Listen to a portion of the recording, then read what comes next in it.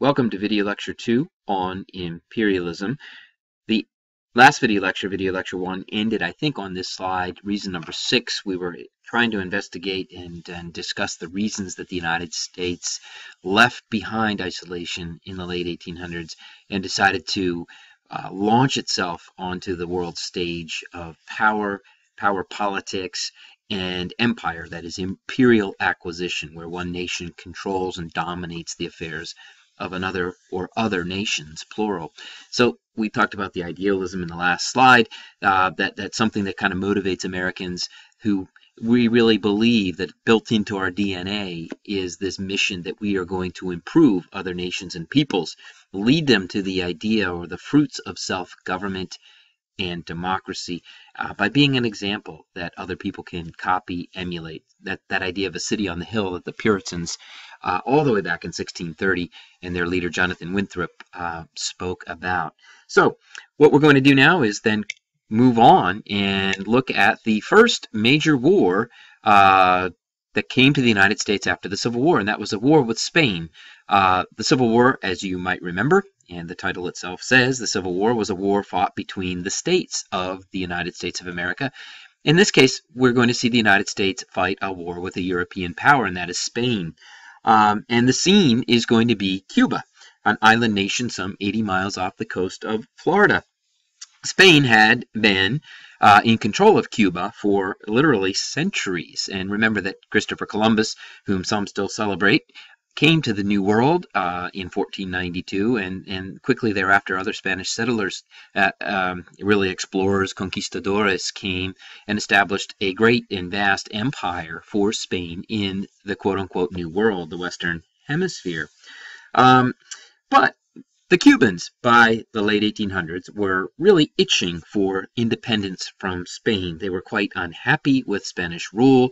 They had a thirst and a desire for freedom and independence, not unlike the colonists of North America, who then fought a revolution successfully against the British Empire in the 1770s and 1780s. So the situation's sort of similar, except now we're dealing with Cuba. And the Cubans had begun to fight really for their independence. There were a band of, if you will, revolutionary insurgents fighting the Spanish openly and actively. The Spanish, however, responded quite ferociously and put down the rebellions with harsh savagery, lots of blood. The Spanish, in fact, forced the insurgents, the revolutionaries, into relocation centers that kind of look like what we might now call concentration camps. So the Spanish response to the Cuban claim for independence and thirst for independence was met with a great deal of ferocity, bloodshed, and violence. Now, the American papers began to report on the atrocities and the situation going on in Cuba. And I think it's worth mentioning that American companies had begun to do business in Cuba, especially in the sugar industry. And the sugar trusts was one of the great trusts of the Gilded Age, along with steel and oil and banking.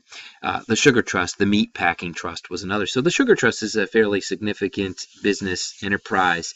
And the American newspapers, especially the New York World, became very interested in the events going on in Cuba.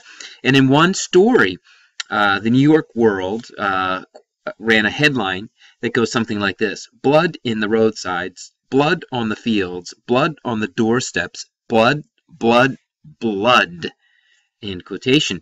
So really, the New York World was really running this article as a sensationalist article. That is, an article designed to capture the attention and stir up public anger against, in this case, the Spanish, who were causing all this bloodshed in Cuba.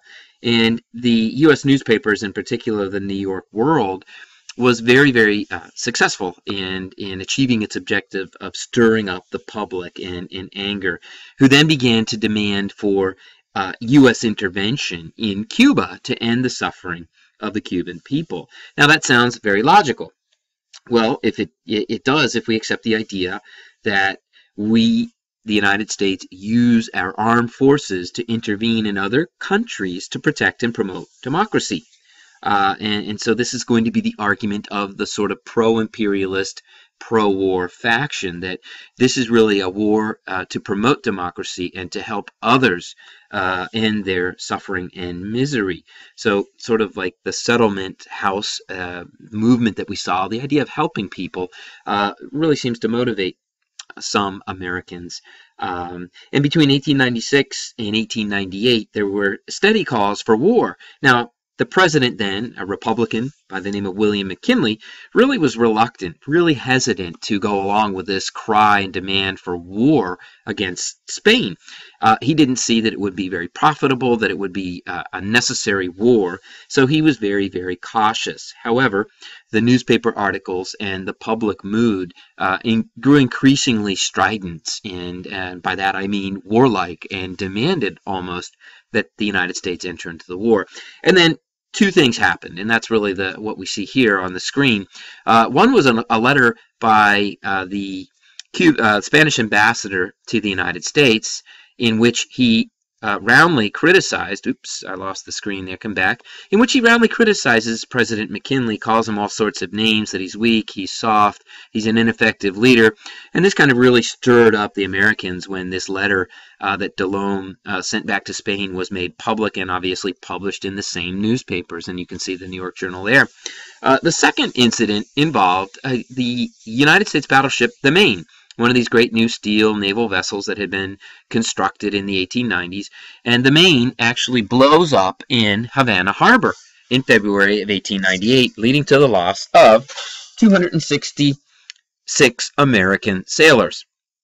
And you can see there the at least the drawing, the rendition of the Spain blowing up, and you can obviously see there in the air the bodies of American sailors flying up into the air and then back down to their deaths.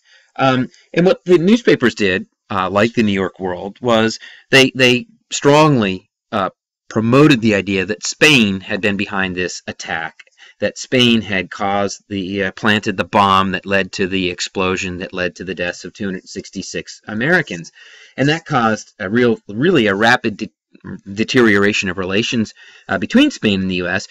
And the interesting thing is Spain did everything in its power to make amends, to investigate the cause of the explosion. They proclaimed, the Spanish that is, proclaimed their innocence. They were even willing to allow a panel of international arbitration, that is, judges come in and sort of gather evidence and then make a report, something that the United States ultimately denied. And at this point, really, we enter into the period where war really was on the minds of the American people and the American political leaders. Though President McKinley, again, was still somewhat reluctant, the United States Congress was not. The United States Congress was in the midst of midterm elections in 1898, and unlike today, the Congress was filled with hot-headed people that were bent on United States entering into world affairs by declaring war. And remember, militarism, led by Teddy Roosevelt, was on the minds of many. So what happens essentially is that Congress gives Spain an ultimatum that they are to leave Cuba. They are to leave Cuba immediately, and this happens in April of 1898. And the demands, or the way that the United States Congress's declaration were worded and posed to Spain, Spain found simply unacceptable, and Spain refused the invitation of the U.S. Congress to leave. And really that left no other alternative except for the United States then to declare war. And that is something that on April 11th, 1898, President McKinley requests a declaration of war. And he does so in an interesting way. He does it in quote, in the name of humanity and in the name of civilization, end quote. So the idea that the United States is going to intervene in Spain using its military might and force, but it was not for self-aggrandizement. It wasn't for self-interest. It wasn't to grab land that was fertile and productive and could enrich the United States.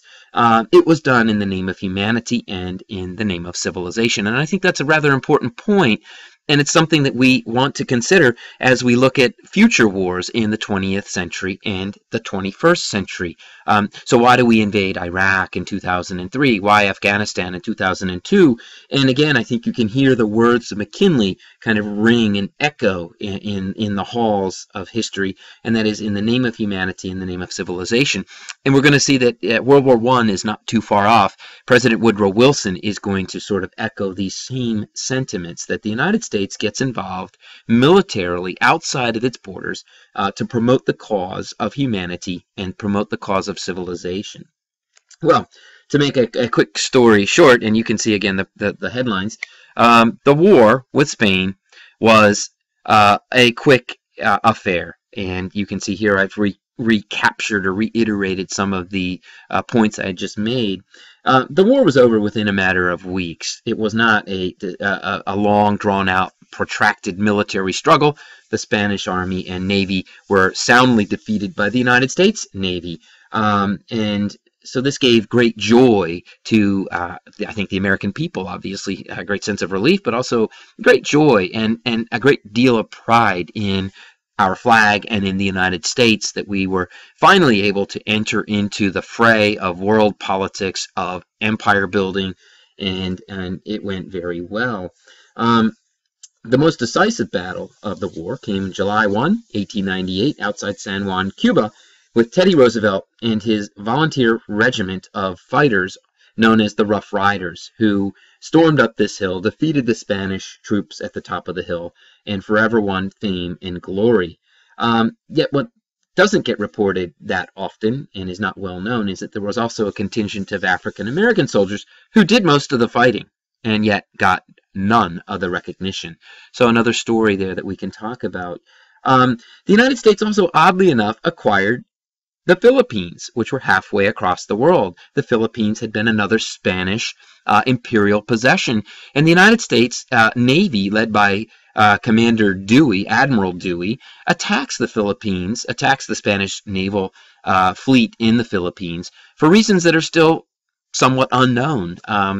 The U.S. Congress and its authorization of war with Spain was really directed at Cuba, the Spanish in Cuba. There was no mention of the Philippines, so why on earth does the United States Navy attack the Philippines? And we defeat the naval squadron in the Philippines, and then we send in an invasion/occupation force into the Philippines, and we take control of those islands. And we would control those islands until 1946.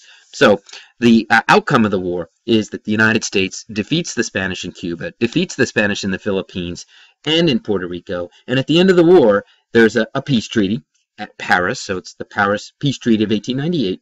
The United States kind of acquires all of these territories. Now, there is some exchange of some monies, but at the same time, these territories were not free.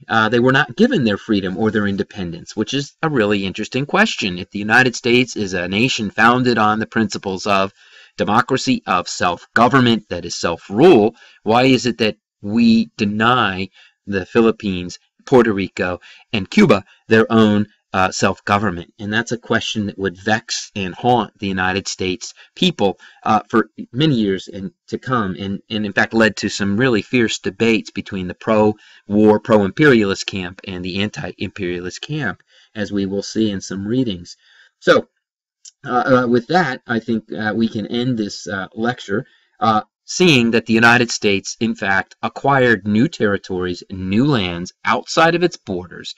And that goes back to the idea of the closing of the frontier, the Frederick Jackson Turner thesis, in one of the explanations. Why does the United States abandon its traditional foreign policy position of isolation for intervention and expansion? And again, I think those new territories that open up opportunities for United States citizens, for businesses, for churches. Again, the idea of spreading Christianity, the Christian mission, the zeal that goes with that, all come into play when we talk about imperialism. Yet the question is, will these peoples that live in Puerto Rico, the Philippines, and Cuba, will they be able to become U.S. citizens, or will they simply be subjects of the United States of America? And again, that's a question that's really difficult to answer, and we will try to address that in class.